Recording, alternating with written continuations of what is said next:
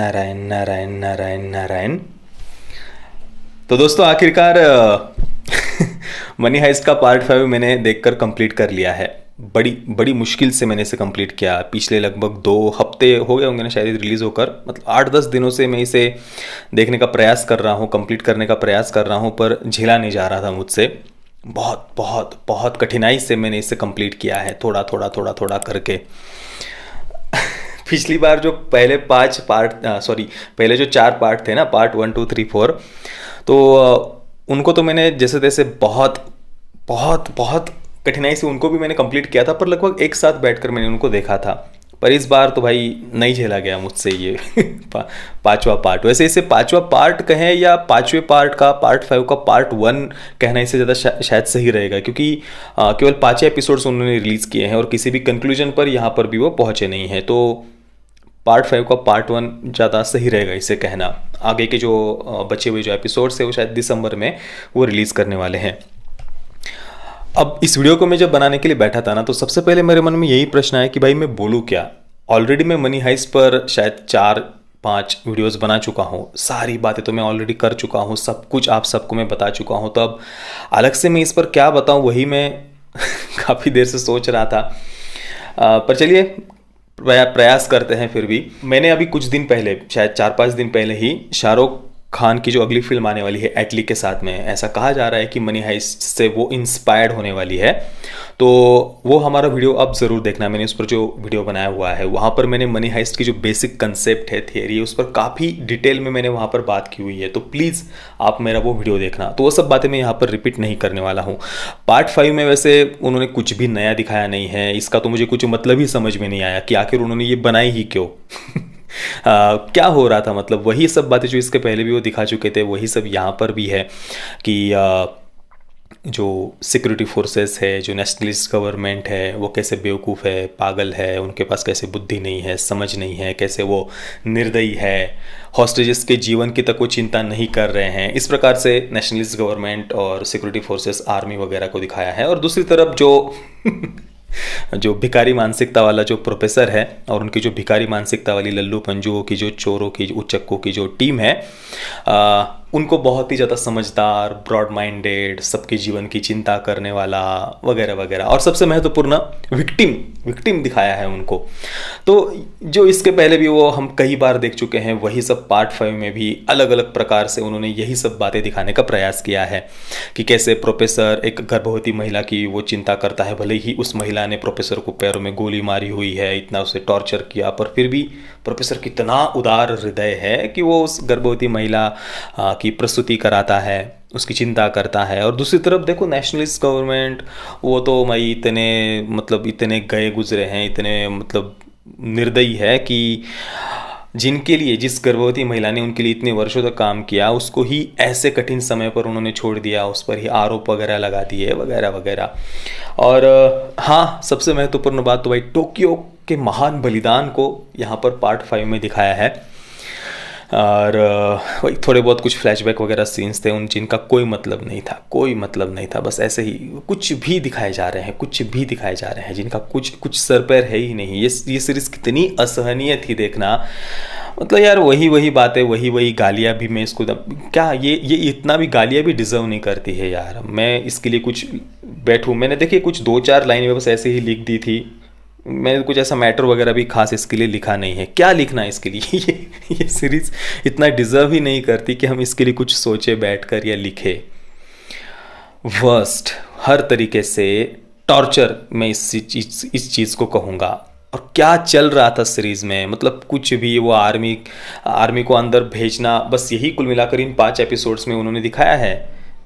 Army अंदर जाने के बाद में वो बम फोड़ रही है, बस बिना मतलब के एक दूसरे पर वो फायरिंग कर रहे हैं। और भाई अगर किसी को बस फायरिंग देखना है, एक दूसरे के ऊपर गन शॉट्स जो चला रहे हैं वो देखना है तो देख सकता है, पर कहानी, स्टोरी, कैरेक्टर्स, उनके इमोशंस, उसके पीछे कुछ ऐसा प्रॉपर किसी सिचुएशन को उन्होंने डेवलप किया हो, कुछ भी नहीं। हर एक सिचुएशन को, हर एक डायलॉग को, हर एक सीन को, हर एक कैरेक्टर को लिखने के पीछे का, दिखाने के पीछे का मेन जो मुख्य उद्देश्य है वो यही है कि भाई बस जो मैंने आपको शुरुआत में बताया, nationalist government, army, security forces, इनको निर्दयी, बेवकूफ़ दिखाना, और प्रोफेसर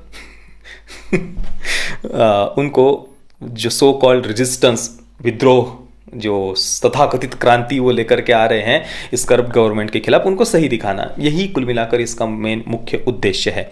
अब कुछ मित्रों ने मुझसे एक दो प्रश्न पूछे थे कि भाई अगर इसमें प्रोफेसर और उसकी टीम को एंडिंग में गलत दिखा दिया जाएगा तो तुम क्या कहोगे।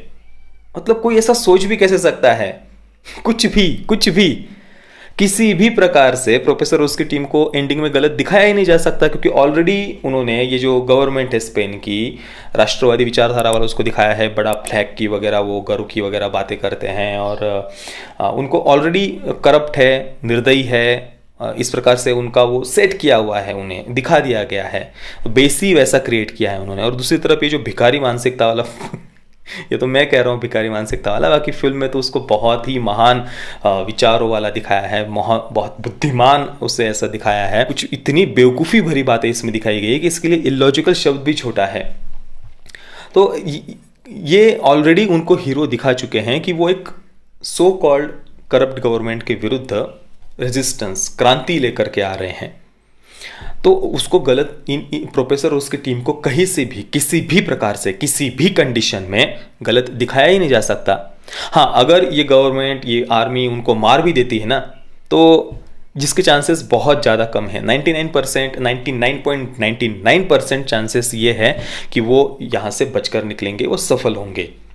पर मान लीजिए 0.1% वो चांस ऐसा है, अगर ऐसा हम सोचते हैं कि मान लो कि प्रोफेसर उसकी टीम को मार दिया जाता है, तो भी जैसे कि यहाँ पर टोक्यो को एक महान बलिदानी दिखाया है, शहीद होते हुए दिखाया है, उसी प्रकार से वहाँ पर भी प्रोफेसर उसकी टीम को जिन्होंने एक सो कॉल्ड करप्ट गवर्नमेंट के विरुद्ध लड़ते हुए रेजिस्टेंस के लिए अपना बलिदान दे दिया, ऐसा ही मारा भी जाएगा तो भी यही उससे मैसेज निकलने वाला है, दूसरा कुछ नहीं निकलने वाला। इसके अलावा कुछ मित्रों ने मुझसे पूछा कि भाई क्या करप्ट गवर्नमेंट के विरुद्ध लड़ना गलत है क्या? देखिए, करप्ट गवर्नमेंट के विरुद्ध आंदोलन करना, करप्ट गवर्नमेंट को करप्ट दिखाना, ये एक अलग बात होती है, और अपने ही देश के विरुद्ध युद्ध छेड़ना, ये एक अलग बात होती है। और जब कुछ मित्र ऐसे प्रश्न पूछ रहे हैं ना, इसी से ये बात पता चलती है कि वो कितना ज़्यादा इन्फ्लुएंस हो चुके हैं इस सीरीज से। कहते हैं ना कि भाई ये एंटरटेनमेंट है, इससे क्या होता है, पर ये जो प्रश्न कुछ मित्रों ने पूछा ना कि भाई क्या करप्ट गवर्नमेंट के विरुद्ध लड़ना गलत है, इस प्रश्न से ही पता चलता है कि वो इस सीरीज की जो कम्युनिस्ट मानसिकता है उससे कितना ज़्यादा प्रभावित हो चुके हैं। देखिए, करप्शन, भ्रष्टाचार के विरुद्ध आंदोलन करने का अधिकार भी आपको तभी मिलता है जब आप एक लोकतंत्र में जीते हैं। कम्युनिस्ट गवर्नमेंट भी नहीं कहा जा सकता, कम्युनिस्ट डिक्टेटर्स ने जहां जहां पर भी शासन किया है, आज भी कम्युनिस्ट डिक्टेटर्स जहां जहां भी शासन कर रहे हैं, वहां पर किसी भी प्रकार का लोकतंत्र नहीं है, किसी भी प्रकार के आंदोलन का आपको अधिकार नहीं है। ये आंदोलन का अधिकार आपको तभी मिलता है जब कम्युनिस्ट शासन में नहीं होते हैं। दूसरी बात, आंदोलन करना, विरोध करना एक अलग बात होती है, और अपने ही देश के विरुद्ध युद्ध छेड़ना ये एक अलग बात होती है। मान लीजिए हमारे देश में भी कुछ बहुत ही ज्यादा 1.25 लाख करोड़ के जिन्होंने घोटाले किए, 1.5 लाख करोड़ के जिन्होंने घोटाले किए, ऐसे लोग थे ना हमारे देश में जिन्होंने शासन किया था। अब क्या उस समय इस देश के लोगों ने अपने ही देश के विरुद्ध युद्ध छेड़ दिया? अपने ही देश के टुकड़े करने के सपने देखे, अपने ही देश को बर्बाद किया, अपने ही देश के आर्मी सिक्योरिटी फोर्सेस को उन्होंने मारना शुरू कर दिया था। करप्ट गवर्नमेंट के विरुद्ध आंदोलन करना ये एक अलग बात होती है, और अपने ही देश के विरुद्ध युद्ध छेड़ना ये एक अलग बात होती है। हाँ, अब किसी को अगर कहानी लिखकर इन बातों को जस्टिफाई करना है तो भाई जस्टिफाई तो किसी भी बात को किया जा सकता है ना। कल को तो कोई ये भी कहेगा, किसी रेपिस्ट को भी कोई फिल्म मेकर अपनी फिल्म में ग्लोरीफाई कर देगा, ये कहकर कि भाई वो तो सेक्सुअली फ्रस्ट्रेटेड था इसलिए उसने बलात्कार किया। भाई अगर किसी को कुछ जस्टिफाई करना ही है तो वो किसी भी प्रकार से जस्टिफाई कर देगा ना, किसी भी बात को जस्टिफाई किया जा सकता है।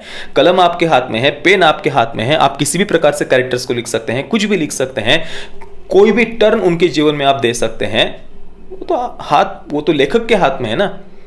बात यह है कि क्या सही है और क्या गलत है। अब चलिए, इससे ज़्यादा इस पार्ट 5 के बारे में और कुछ बोलने की आवश्यकता नहीं है, ये इतना भी डिजर्व नहीं करती है जितना मैं बोला, और ऑलरेडी बहुत सारी बातें हम इस पर बोल चुके हैं। मैं मनी हाइस्ट के पार्ट 5 को दूंगा 0/10 स्टार्स। अगर ये जो मनी हाइस्ट है ये सीजन 1 पर ही अगर समाप्त हो जाती ना, तो एक बहुत अच्छी सीरीज का इसे दर्जा मिलता। पर उन्होंने जो आगे चालू रखा ना सीजन 1 के बाद में, पूरा कचरा कर दिया। देखिए, मुझे हाइस्ट दिखाने से, चोरी दिखाने से कोई प्रॉब्लम नहीं है, दिखाओ चोरी को। मैं तो कहता हूं भाई, चोरों को ग्लोरीफाई भी करो, मुझे उससे भी कोई प्रॉब्लम नहीं है। कुछ मित्रों को लगा कि भाई मुझे हाइस्ट से प्रॉब्लम है, चोरी दिखाने से प्रॉब्लम, क्यों?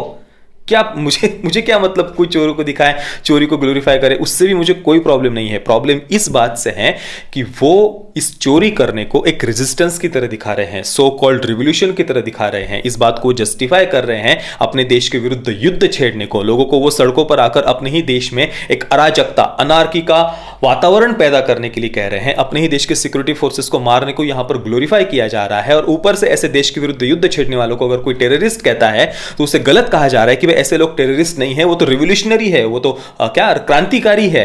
ये जो दिखाया जा रहा है ना, ये जो नैरेटिव सेट किया जा रहा है, ऐसे आतंकवादियों के ह्यूमन राइट्स की वगैरह जो बातें की जा रही है, ये गलत है।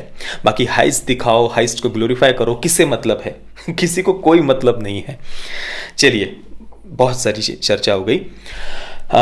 जो बातें मैंने कही, आपके उस पर क्या विचार है, प्लीज़ मुझे आप नीचे कमेंट में अवश्य बताना। और मैंने जो शाहरुख खान की अगली फिल्म एटली की, उसके बारे में जो वीडियो बनाया है, प्लीज़ वो वीडियो आप अवश्य देखना। ये वीडियो देखने के लिए आप सभी मित्रों का बहुत बहुत धन्यवाद। जय श्री राम, वंदे मातरम।